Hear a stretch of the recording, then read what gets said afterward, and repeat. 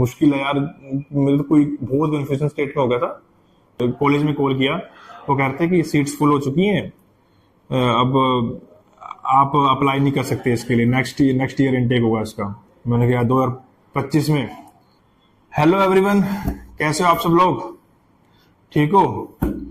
तो आज की वीडियो है how to apply for your college to study abroad. हाँ, तो इस वीडियो को बनाने से पहले मैंने सोचा कि थोड़ी सी रिसर्च की जाए, कि मतलब थोड़ा सा यूट्यूब वीडियोस देखे जाएं या फिर गूगल पे जाके देखे जाएं या किसी से पूछा जाए।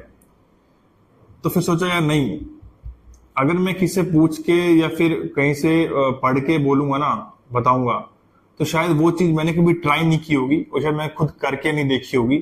तो उसमें क्या डूज हैं, क्या डोंट्स हैं, और क्या शायद उसमें वो चीज आ सकती है रुकावट जो शायद किसी को करते समय आए, तो मुझे पता ही नहीं होगा उसका रिजल्ट क्या होगा।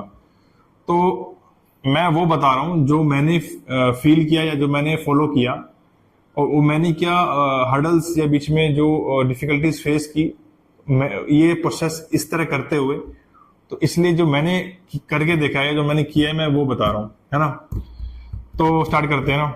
तो पिछली वीडियो में मैंने बताया था कि आपको अपनी कंट्री, कॉलेज और कोर्स कैसे सेलेक्ट करना है, मतलब जैसे कि किस बेसिस पे आपको अपना कॉलेज, कंट्री और कोर्स सेलेक्ट करना है।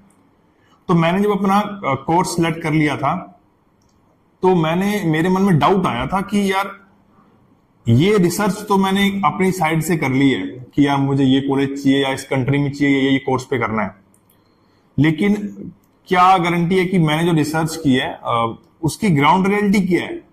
मतलब मैंने तो अपने तरफ से जो भी सोर्सेज यूज किए, चाहे यूट्यूब, गूगल, जो भी यूज किया, तो पर ये रिसर्च में रियलिटी कितनी है, मतलब ग्राउंड रियलिटी क्या पता सही है कि नहीं, वो कोर्स वाकई में जो स्टूडेंट्स पास आउट हो रहे हैं या जो कर रहे हैं वो उसके हिसाब से कोर्स सही है कि नहीं। तो मैंने एक चीज और एक्स्ट्रा क्या की थी, मैंने कंसल्टेंसी से मीट की थी।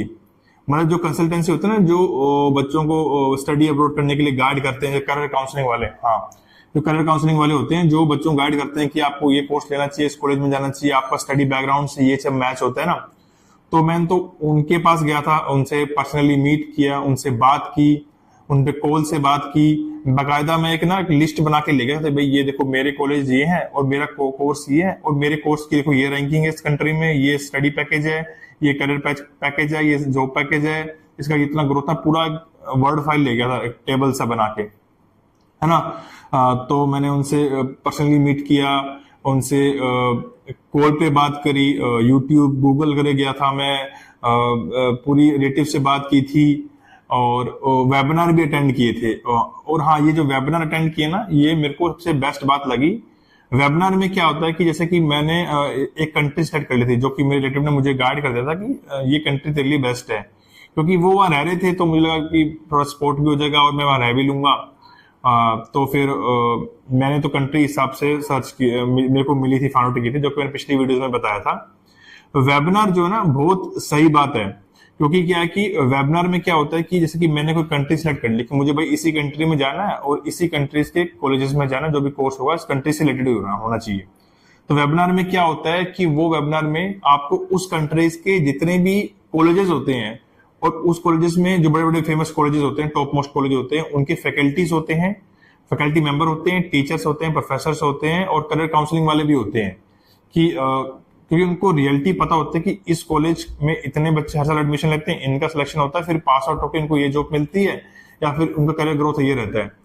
तो वो सही चीज लगी कि मैंने एक वेबिनार, कम से कम 4 से 5 वेबिनार लिए थे, और पूरी Excel sheet, sorry Word file लेके पूरे क्वेश्चंस में रिटर्न थे, मैंने सब क्लैरिटी ली थी कि यार देखो मेरे हिसाब से तो मैंने अपनी रिसर्च के हिसाब से ये कॉलेज फाइंड आउट किया है, ये कोर्स लिया है, और मेरे हिसाब से ये कोर्स मेरे लिए बेस्ट है, मेरे स्टडी बैकग्राउंड के हिसाब से, आपके हिसाब से मेरे लिए कौन सा बेस्ट है, आप मुझे गाइड करो।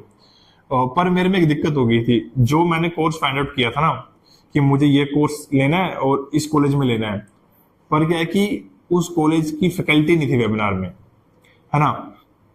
तो मैं तो पहले बात तो घबरा गया था कि यार मैंने इतनी रिसर्च की, इटरेटिव से सजेशन लिए, यूट्यूब, गूगल, हर जगह से फिल्टर किया, मतलब ऐसा कोई सोर्स नहीं छोड़ा मेरे हिसाब से जो मुझे लगता है कि मुझे कहीं डाउट आएगा, और अब इसकी फैकल्टी नहीं वेबिनार में, मैं डाउट किससे क्लियर करूं यार, कोई फैकल्टी नहीं, कोई टीचर नहीं, कोई करियर काउंसलिंग वाला नहीं है इसका। वो कह रहे हैं कि ये आपकी जो फैकल्टी थी इस टीचर की वो भी हॉलीडे पे है, तो अभी नहीं हो पाएगा, बाद में वेबिनार होगा। फिर वेबिनार हुआ ही नहीं कभी। तो मेरे मन में वो डाउट जनरेट हो गया कि भाई अब तो मुश्किल है यार, मेरे तो कोई बहुत कंफ्यूजन स्टेट में हो गया था कि ये कैसे अप्लाई करूं। मेरे को तो कंफ्यूजन नहीं है मेरे कॉलेज सही है कि नहीं, क्योंकि मेरे टीचर से बात ही नहीं हुई। पर फिर भी मैंने वो मेरा वेबिनार तो था 2-2.5 घंटे का था, वो मैंने अटेंड किया, अलग अलग टीचर से बात करी और अलग अलग कॉलेजेस के बारे में जानने को मिला, अलग अलग कोर्सेज के बारे में पता चला, उन कोर्सेज से पास आउट स्टूडेंट के क्या एक्सपीरियंस रहे, उन्होंने कहाँ जो प्लेसमेंट हुई, उनका करियर ग्रोथ कैसा रहा, जानने का मुझे पूरा वो मुझे वेबिनार के थ्रू पूरी थोड़ी मुझे पता चला। और अब हालांकि मुझे मेरा कोर्स के बारे में नहीं पता चला, लेकिन वेबिनार से मुझे जो इन्फॉर्मेशन मिली कि शायद और भी कॉलेजेस हैं और भी कोर्सेज हैं जो इससे रिलेटेड है, जो शायद मेरे रिसर्च लिस्ट में नहीं आए होंगे या आए होंगे, मैंने इतना गौर नहीं किया होगा। अब वो मुझे कहाँ हेल्प करी ये वेबिनार फिर भी अटेंड करने के लिए, कि मेरा शायद मेरी फैकल्टी नहीं है पर फिर भी मैंने अटेंड किया, ये मुझे कहाँ हेल्प आउट करी, ये चीज मैं आपको अभी आगे वीडियोस में बताऊंगा कि चीज कैसे लिंक आउट करी। और हाँ यार भाई, थोड़ी सी वीडियो लंबी हो जाती है, पता नहीं क्यों, मुझे लगता है वीडियो तो 4 से 4.5 3 मिनट की होनी चाहिए, पर पता नहीं हर बार लंबी हो जाती है यार। मतलब मैं सोचता हूँ कि यार छोटी रहे, इजी रहे, टू द पॉइंट रहे, लेकिन पता नहीं मैं बातें बहुत करता हूँ तो शायद बातें करते करते बात कहीं ही टप जाती है, ऐसे अब जा रही है ना, इसलिए। तो मैं काफी कंसल्टेंसी के पास भी गया, उनको अपने डॉक्यूमेंट्स दिखाए, मतलब उन्होंने कहा था कि ये डॉक्यूमेंट्स चाहिए होंगे किसी यूनिवर्सिटी में अप्लाई करने हैं, तो ये मैं वो लिस्ट भी लगा दूंगा कि ये डॉक्यूमेंट्स, ये लिस्ट चाहिए होती है अगर किसी कॉलेज में अप्लाई करना है तो उन्होंने मुझे बताया भी कि आपके स्टडी बैकग्राउंड के हिसाब से ये कॉलेज या ये कोर्स बेस्ट रहेगा, but I made my mind कि मुझे तो इसी कॉलेज में जाना है, इसी कंट्री में जाना है, इसी कोर्स में जाना है, क्योंकि मेरा मैं जो करंटली जॉब कर रहा था उसके हिसाब से वो मैच कर रहा था, मेरा स्टडी बैकग्राउंड के हिसाब से मैच कर रहा था। तो मैंने कहा मुझे तो इसी कॉलेज में अप्लाई करना है। तो उन्होंने मुझे जो लिस्ट दी थी वो मैंने उसके आपसे डॉक्यूमेंट्स दे दिए, तो उन्होंने उसमें अप्लाई कर दिया कि इस कॉलेज के लिए हमने अप्लाई कर दिया। तो अभी कुछ का डाउट ये आया कि यार मैंने खुद से अप्लाई नहीं किया, कि मतलब उसकी हालांकि मैंने खुद से कॉलेज, कंट्री या कोर्स चूज किया था, पर मैंने खुद से की साइट पे जाके अप्लाई नाउ करके ऐसे एप्लीकेशन फॉर्म फिल करके नहीं देखा। मैंने कंसल्टेंसी इसलिए चूज की क्योंकि एक तो मैं करंटली जॉब कर रहा था, तो नाइट में आके या फिर डे टाइम में तो टाइम होता नहीं था कि मैं एक्टिवली बैठ के उस पर रिसर्च करके पूरे डॉक्यूमेंटेशन करके उसको अप्लाई करूं, और ना ही उतना एक्टिव माइंड था मेरा कि मैं उसको प्रॉपर तरीके से कर पाऊंगा। मैंने कोई और साथ में शायद कुछ हिडन चीजें होती हैं जो शायद अपने को नहीं पता होती, लेकिन जो कंसल्टेंसी होती है उनको पता होता है, उनकी यूनिवर्सिटी से टाई अप लेते हैं।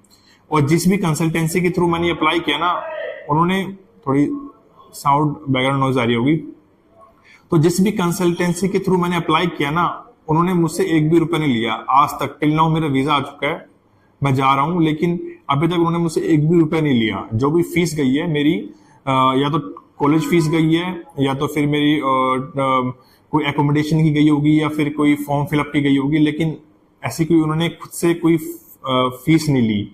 तो मैंने कंसल्टेंसी इसलिए हायर की थी क्योंकि शायद मेरे को लग रहा था मैं कुछ मिस्टेक कर दूंगा, क्योंकि यार मैं तो सच बताऊं तो जनरली उतना एक्टिव तरीके से मैं अप्लाई नहीं कर पाता, क्योंकि कुछ हिडन चीजें होती है, शायद मैं भूल जाता या कुछ गलती कर देता, या उनको शायद कुछ चीजें पता होती है, कुछ ट्रिक्स एंड ट्रिक जो वो किस तरीके से अप्लाई करना होता है, किस तरह चीजें शो करनी होती हैं, क्योंकि फिर वो इजी रहता है प्रोसेस।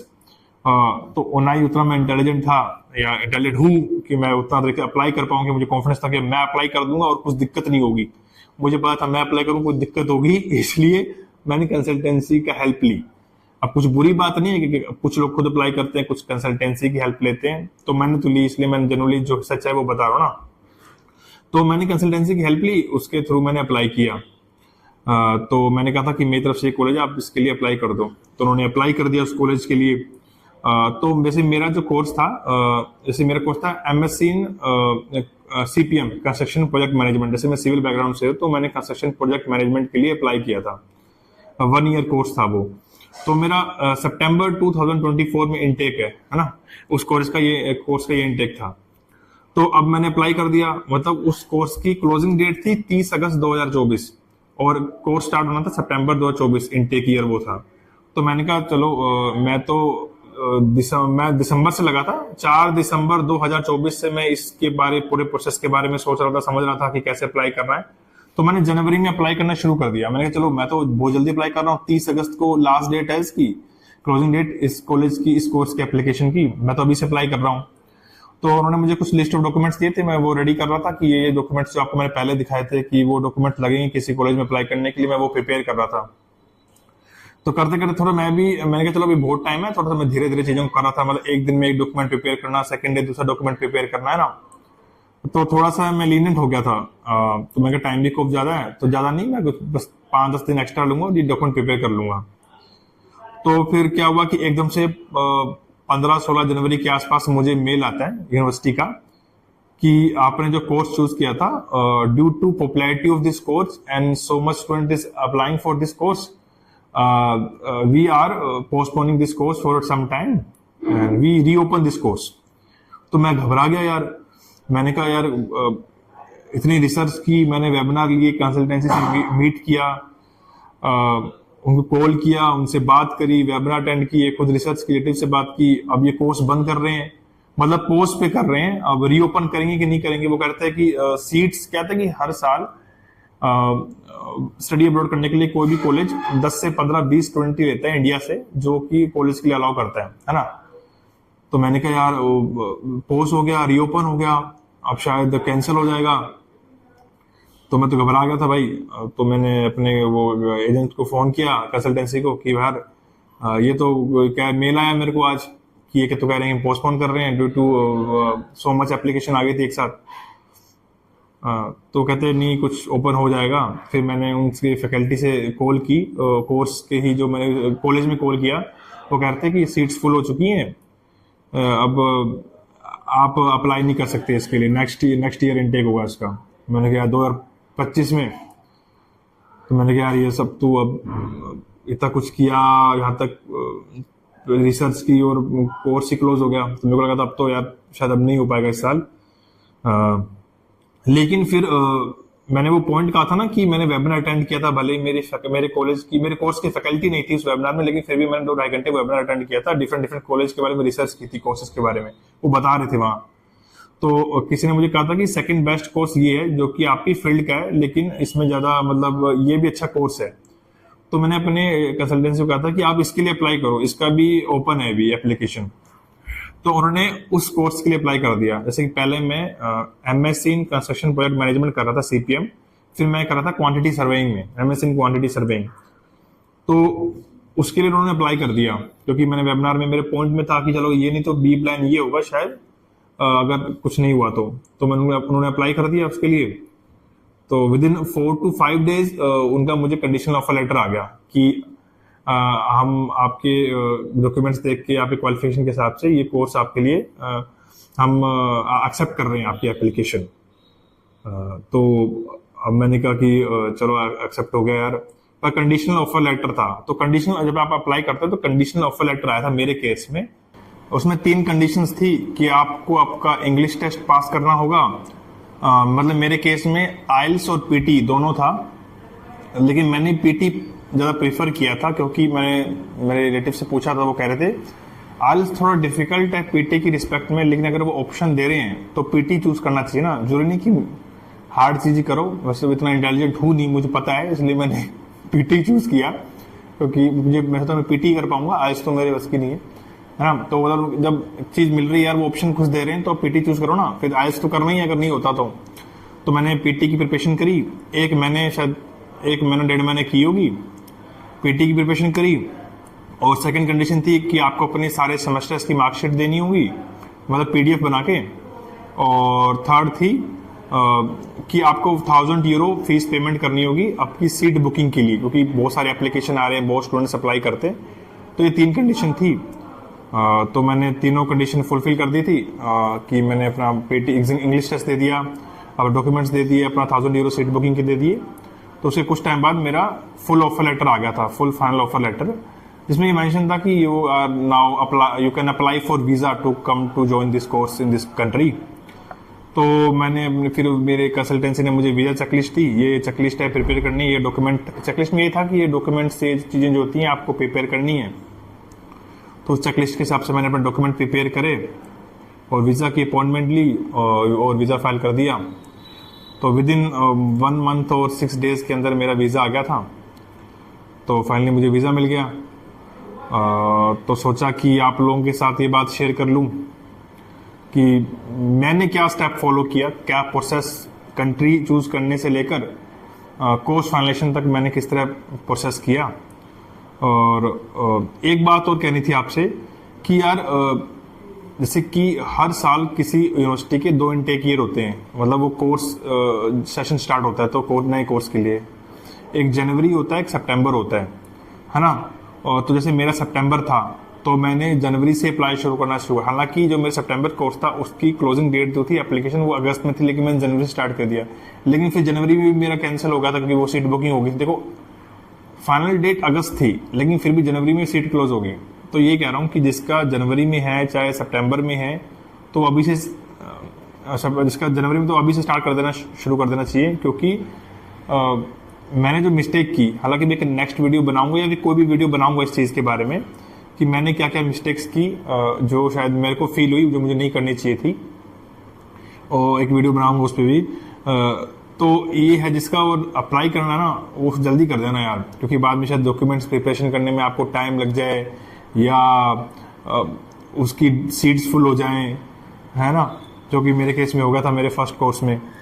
तो जल्दी जल्दी अप्लाई कर देना यार, क्योंकि ये मिस्टेक मैंने की जो मैं आपके साथ भी शेयर कर दूं।